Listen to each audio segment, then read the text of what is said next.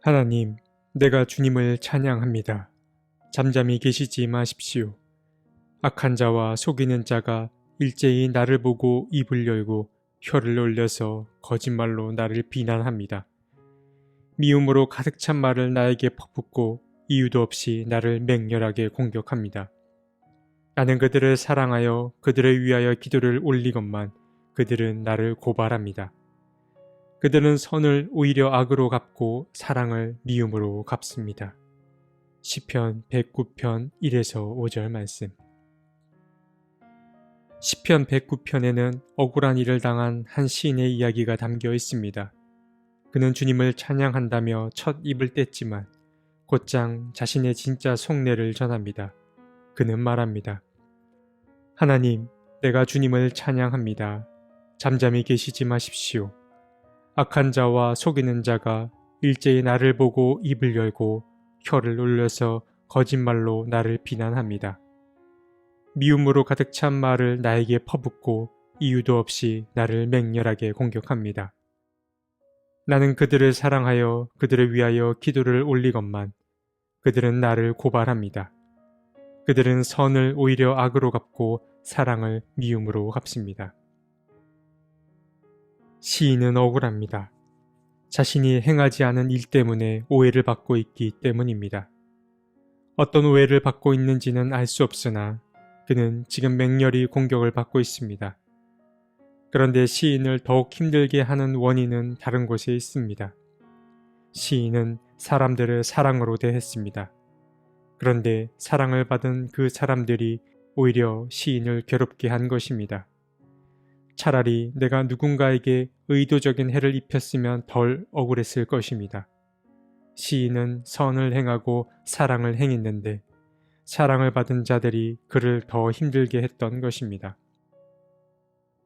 청파교회는 2019년 표어를 선으로 악을 이기십시오라고 정했습니다. 그리고 교우분들은 그 말씀을 지키기 위해 부단히 애를 썼습니다. 그런데 선으로 악을 이기기가 참 쉽지 않습니다. 악한 일을 당하면 악으로 되돌려주고 싶은 게 우리의 진짜 속마음입니다. 그런데 시인은 선을 행했음에도 오히려 악으로 되돌려받게 되었습니다. 그는 그의 억울함과 허무함이 얼마나 큰지 잘 알 수 있는 대목입니다. 그런데 6절로 넘어오면서 시인의 말투가 매우 거칠어진 것을 확인할 수 있습니다. 시인은 6절부터 19절까지 자신을 괴롭히는 자들을 향해 저주의 말을 내뱉습니다. 그는 그들이 드리는 기도가 죄가 되게 해 주시고 그의 자식들도 부모가 없는 자식들이 되게 해 달라고 기도합니다. 그리고 그들의 재산을 모두 약탈해 주시고 그들에게 저주가 내리게 해달라고 기도합니다. 사실 방금 말씀드린 시인의 말은 자신의 말이라기보다는 자신을 괴롭혔던 자들이 한 말을 그대로 인용한 것이라고 볼 수 있습니다.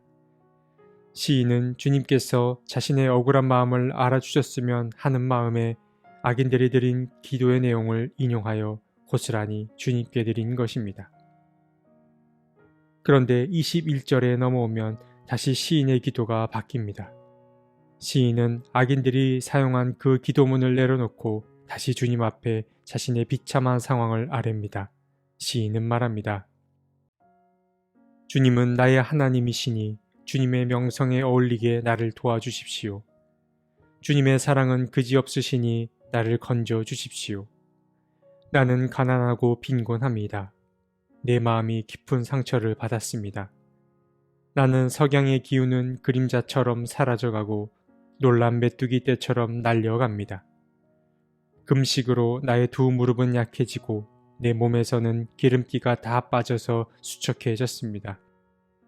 나는 사람들의 조속거리가 되고 그들은 나를 볼 때마다 머리를 절레절레 흔들면서 멸시합니다. 시인은 주님께 요청합니다. 그는 상처 입은 자신의 몸과 영혼을 구원해달라고 요청합니다. 시인은 주님 앞에 가장 낮은 자의 모습으로 기도했습니다. 그는 금식하며 기도하느라 두 무릎도 약해졌고 몸도 매우 수척해졌습니다. 그러한 모습을 본 사람들은 초라해진 시인의 몰골을 보며 놀리거나 멸시까지 했습니다. 아마도 믿음 없는 자들의 눈에는 시인의 간절한 기도가 부질없어 보였기 때문일 것입니다. 그래서 시인은 말합니다. 주님의 명성에 어울리게 자신을 도와달라고 말입니다. 이 표현은 시편에 종종 등장하는 표현입니다. 어려움에 처한 시인들은 주님께 도움을 구합니다. 그런데 주님께서 도우시는 속도가 느리거나 주님께서 도움을 외면한다고 느낄 때 시인들은 이러한 기도를 드렸습니다. 믿음 없는 자들이 기도에 응답하지 않는 하나님을 보며 하나님이 무능력하다거나 하나님은 존재하지 않는다고 여길 것이 분명했기 때문입니다. 그래서 시인들은 하나님의 살아계심과 하나님의 능력 있음을 드러내실 수 있게 기도에 응답해 주시기를 간절히 바랐습니다. 이어서 시인은 마치 이미 하나님께서 도움의 손길을 펼치셨다는 듯이 기도합니다. 그는 말합니다. 주 나의 하나님, 나를 도와주십시오. 주님의 한결같으신 사랑을 따라 나를 구원하여 주십시오. 주님, 이것은 주님께서 선수하신 일이며 바로 주님이 이 일을 이루셨음을 그들이 알게 해 주십시오. 그들이 나에게 저주를 퍼부어도 주님은 나에게 복을 주십니다. 그들은 치려고 일어났다가 부끄러움을 당하여도 주님의 종은 언제나 즐거워하게 해 주십시오. 나를 고발하는 사람들은 수치를 뒤집어 쓰게 해 주시고 그들이 받을 수모를 겉옷처럼 걸치고 다니게 해 주십시오. 시인은 이미 주님의 도움이 도래했다는 듯이 노래합니다. 시인은 기도를 하다가 자신의 마음을 돌아보게 된 것입니다. 하나님은 그를 의지하는 자에게 복을 주시는 분, 악인은 부끄러움을 당해도 주님을 의지하는 자는 즐겁게 하시는 분임을 깨닫게 됩니다. 평소 우리도 주님이 어떤 분이신지 잘 알다가도 위기가 닥치면 곧바로 잊어버리는 것이 우리의 오랜 습성입니다. 시인도 그렇지 않았나 생각해 보게 됩니다. 주님은 선한 사람들을 도우시고 악한 사람들은 벌하시는 분임을 잠시 잊지 않았나 생각해 보게 됩니다. 오늘 우리는 시편 109편을 통해서 무고한 자가 받는 고통에 대해 나눴습니다. 그는 사람들을 선으로 대했습니다. 그러나 그에게 돌아온 것은 악이었습니다. 아마도 시인은 착하게 사는 것에 회의감을 느꼈을지도 모릅니다. 사람들에게 이렇게 잘해줘봐야 무슨 소용이 있겠냐고 말입니다. 그래서인지 시인은 악인들에게 받은 그 저주의 기도문을 그대로 돌려주기까지 했습니다. 자신을 괴롭히는 자들을 향해 그들이 저주하기를 좋아하였으니 그 저주가 그들에게 고스란히 내리게 해달라고 기도했습니다. 시인의 마음은 단단히 닫혔습니다. 그러나 시인은 끝내 이러한 자신의 악한 생각을 거둡니다. 그는 주님께 기도를 드리던 가운데 자신의 모습을 돌아보게 된 것입니다. 그리고 잠시 잊고 있던 주님이 어떤 분이신지 다시금 깨닫게 됩니다. 믿음 생활은 쉽지 않습니다. 주님을 믿고 따르는 길은 자기 손해와 연결되기 때문입니다.